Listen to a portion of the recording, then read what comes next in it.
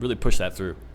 Trying to figure out what are these key card callouts. I like the, you know what I think might be key here in this next game is going to be Barbs of Trainer Chris against the Hog Rider of Star Wars. Obviously, Star Wars needs to get through with his Hog Riders if he's ever going to win this game, but it's, Mini P.E.K.K.A is one thing, but it's real hard to get through the Barbs because they body block for the Hog Rider. Yeah. So Trainer Chris is, I believe, the second most voted person in the poll before the top 8 when we looked. We've got him against Star Wars here, who is running, let's see, looks kind of like a Hog Cycle deck. I mean, it's kind of hard to say. It actually looks exactly like those giant poison decks, except with Hog Rider instead of giant. You know what I mean? It just, I don't know how that'll work. It's like 7 cards. It's like whatever, 6 cards identical with Trainer Chris's deck too. Yeah, he doesn't have the Musketeer. Instead, he has Princess Ice Spirit. Sure. So it'll be interesting to watch. The chat is savage. It's true. Oh man, the chat is just going wild. They're jumping on each other. There's a salty top 8 this time. That's what I like. We're trying to evoke strong emotions here. Strong emotions. Yeah. Maybe they were emoting each other. But it seems like we've got some bad blood between the top 8. Or some are saying they got lucky. Some are saying, "Ooh, I know." Ooh. This will be a good one. I'm excited. This is the third of the 4 top 8 matches. This is the first game out of the third match. So after Trainer Chris versus Star Wars resolves, we've got one more top 8 match, and then we go to the top 4, the 2 top 4 rounds, and then of course the finals. Absolutely. Wow, that's a big connection from Star Wars. Look at that. Oh my god, that Hog Rider just came in with the Princess and the Poison. Whew, that's a lot of damage to take.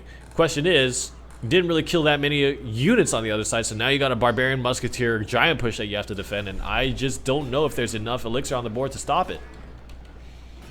We've got Mini P.E.K.K.A chopping away at the giant, and the poison on top is going to slow the Mini P.E.K.K.A down. That's a good amount of swings, and the counter push is pretty successful. Just, wow, almost exactly even on tower health, so tit for tat right there. I like it.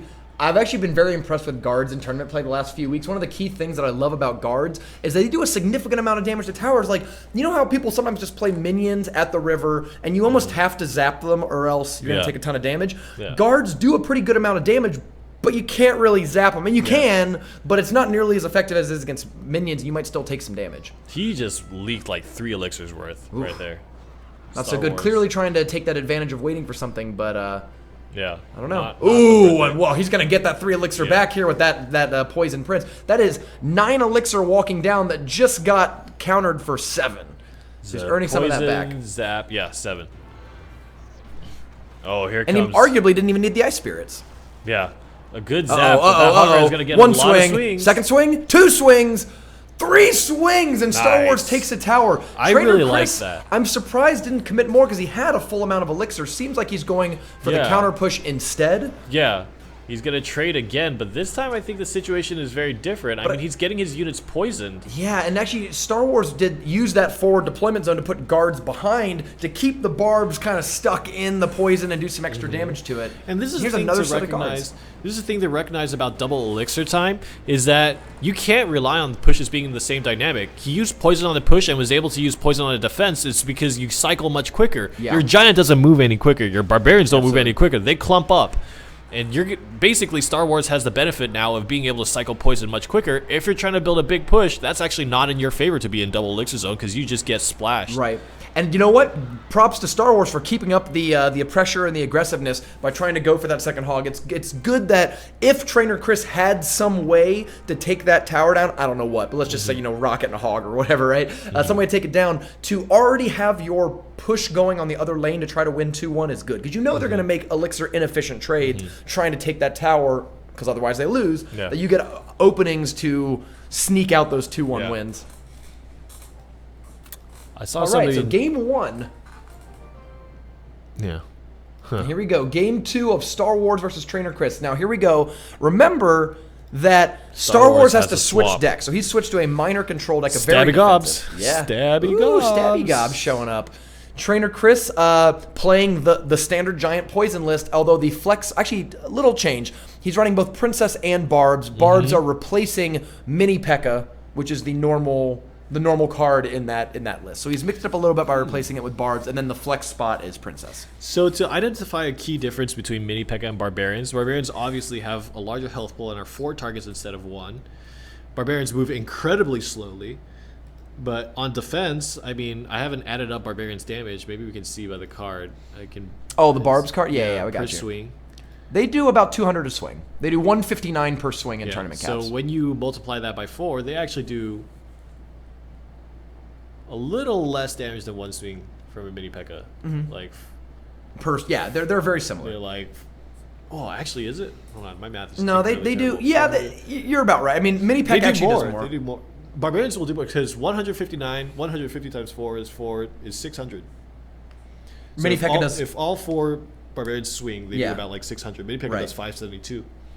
So Barbarians are actually higher damage if you surround with them. But of course, they cost more and are more vulnerable to splash Yeah. damage out of like Princesses, Ice Wizards, And they move things a like lot that. slower. And of course, they move slower, right? Yeah. But of course, if you're backing up a giant, that may not be a big deal because the giant, you're only moving as fast as the giant is moving for the most part. Yeah, absolutely. All right, let's get into this. Game 2, if Star Wars wins, Star Wars takes the match. If Trainer Chris wins, we're going to go to a Game 3, and I sure do love me some Game 3s. And we're back in the Bone Pit. You know what? Bone Pit might be my favorite, like one of my favorite ones to cast. I like Builder's Arena, I like Bone Pit. Those are two of my favorites. Bone Pit. This is where... Oh, good feedback from chat. Barbs do mini P.E.K.K.A. levels of damage, but they rarely all lock onto the same target. Unless it's a huge target like Giant, they tend to split up a little bit. And you might have situations where you want that split up damage, like here against these goblins. Yeah. Yeah. And of course, the idea is that the mini P.E.K.K.A. doesn't lose... The mini P.E.K.K.A. doesn't lose its effectiveness as it takes damage, because essentially the Barbarians, even though they're more healthy, they do less and less damage the more Barbarians you kill. But mini P.E.K.K.A., 1 health and full health, still does 572. Star Wars goes ahead and gets his Inferno Tower on the board early. Now, this can be a risky play because you've telegraphed to your player, like, I'm going to try to defend your Giant with Inferno Tower, and you give opportunities for them to play things like guards in front. Trainer Chris waited a little bit to play them, which I'm not sure why. They probably should have been in front. He had the elixir, so it might have just been a fat finger move. Yeah. Ooh, Barbs into the poison. The poison should be almost done, but even then, even taking so two poison pumps is pretty deadly.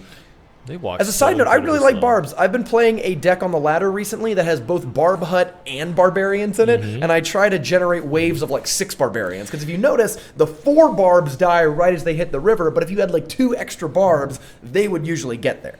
Here comes a meta timeline plug. Barbarians have never fallen out of favor in the meta, ever. That's a good point. Yeah, so go check out our YouTube series, History of the Metagame, where we actually look at, I think in the 2nd episode is the only nerf that has ever occurred to Barbs. Barbs have not been changed, buff, nerf, nothing. And it never changed how much they were Since played, beta. too. They're just always been a comfortable pick for a long time. Ooh, I like that Musketeer behind the King Tower. It helps you guard against sort of any situation where it's going to go. The Musketeer shot left to help defend the Elixir Collector, but then went right.